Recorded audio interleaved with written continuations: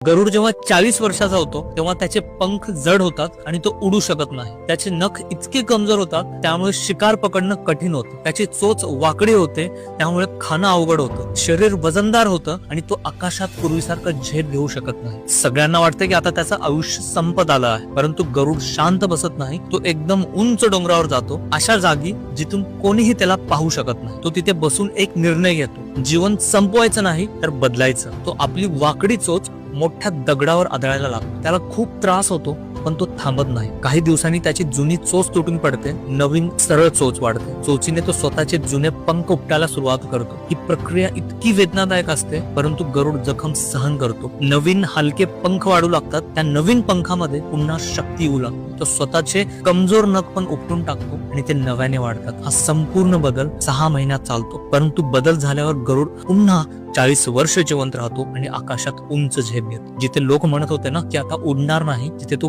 पुन्हा उडू लागतो. या कथेचा अर्थ खूप खोल आहे मित्रांनो. कधी कधी स्वतःला नव्याने घडवण्यासाठी जुनी सवय, जुनी कमजोरी, जुनी भीती तोडावी लागते. प्रगतीला वेदना लागत असतात, पण वेदना सहन करणारेच पुनर्जन्म घेतात. लोक म्हणतात परिस्थिती बदलत नाही, खरं तर बदलायला तयार नसलेला माणूसच अडकतो. एक गोष्ट नेहमी लक्षात ठेव, जर तुला